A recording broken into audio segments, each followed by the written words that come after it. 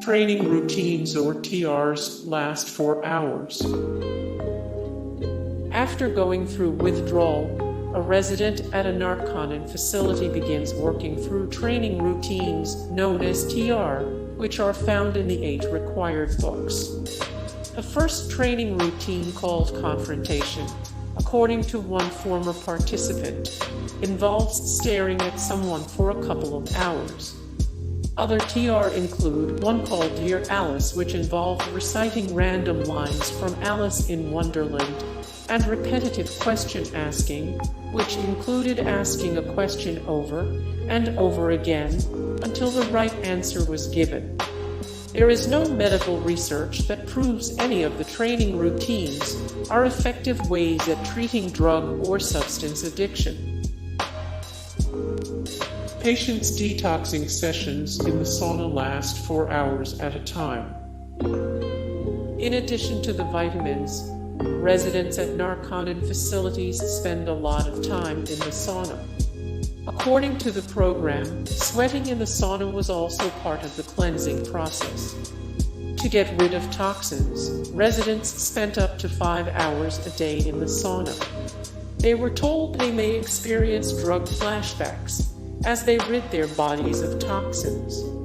Responsible saunas advise clients to stay in the sauna for periods of only 15 to 30 minutes. The Narconon recommended 5 hours spent in temperatures of up to 170 degrees Fahrenheit can be dangerous and lead to hypothermia, heat stroke. To combat withdrawal, residents take dozens of vitamins a day. The first part of the Narconon program is withdrawal, which lasts about 24 hours. During this time, coming residents are given a handful of vitamins as part of a regimen that will continue during their time at the facility. The thought is that vitamins will flush out any drug toxins and prevent an addict from craving more in the future. Niacin is particularly prevalent, with some residents taking more than 5,000 milligrams per day. Several lawsuits have mentioned the niacin treatments in Narconon facilities around the country. Pediatric neurologist William B. Escoboda took a look at Narconon's vitamin regime and criticized the niacin-heavy treatment, stating that excessive amounts of the vitamin, also known as B3, has been linked to high bilirubin, jaundice, and liver damage. Narconon uses a cold turkey approach, which can be dangerous for some addicts. Narconon promotes a drug-free approach in their drug addiction program, using nutrition and special techniques to mitigate withdrawal. Depending on the substance an individual is getting off of, this cold turkey approach can be incredibly dangerous. Many detoxification and rehabilitating programs use a taper to keep withdrawal symptoms under control. In cases of extreme addiction, withdrawal can be extremely painful and even deadly. A result, withdrawal needs constant medical monitoring and intervention. In 2017, Stacy Dawn Murphy died at a Narconon facility in Oklahoma after being left unsupervised in the withdrawal unit for hours.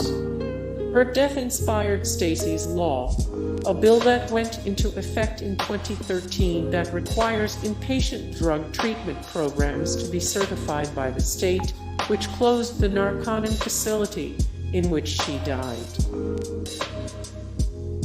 The treatment centers are Scientology recruiting camps. Nowhere on the Narconon website does it state the program has any affiliation with Scientology. There is one link to a brief biography on L.Ron Hubbard at the very bottom of the site, but that's it. In fact, workers at Narconon centers will adamantly tell patients that they are not connected to the pseudo-religion. It is strange, then, that a drug rehabilitation program that says they are not associated with Scientology uses so many of its practices to treat their patients.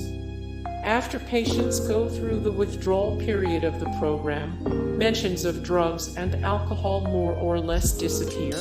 The focus of treatment shifts to the contents of 8 books authored by Hubbard, which are remarkably similar to the ideas contained in Scientology.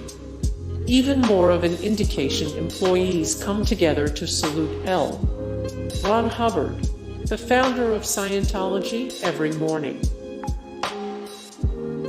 Narconon facilities have been accused of denying basic medical care to sick residents. In addition to lawsuits and accusations involving deaths, several former residents at Narconon facilities claim they've been denied basic care. When Greg Hamilton had the flu and a 103.7-degree fever, the employees at his Narconon facility didn't provide him with any assistance. He was told to go to his room and drink water.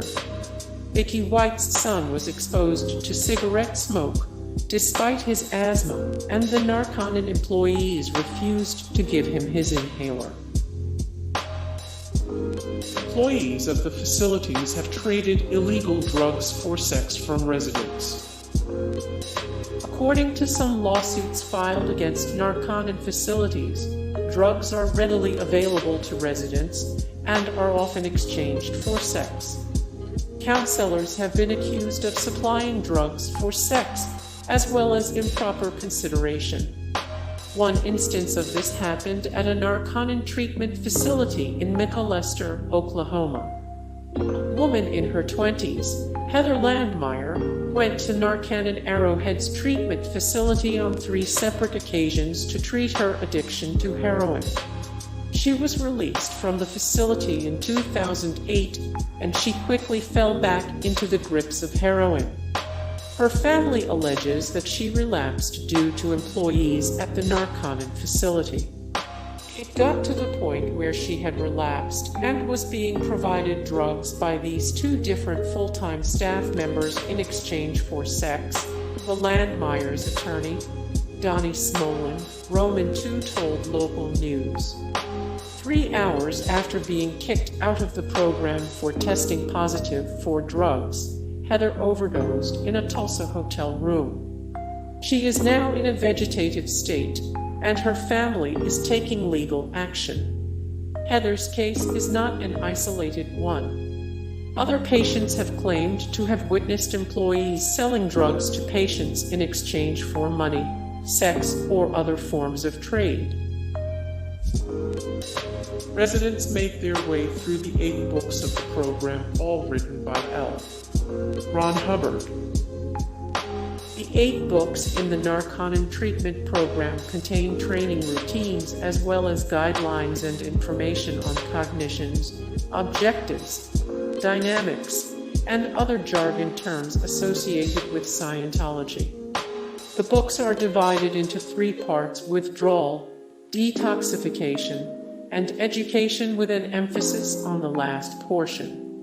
Everything contained within the 8 books aims at expanding one's mind as well as imparting information onto others by way of staring, thinking, and repetitive persuasion. Hey guys, thank you so much for the support and likes and comments down below, and also thank you so much for watching, and I look forward to see you in the next video. Then take care, bye.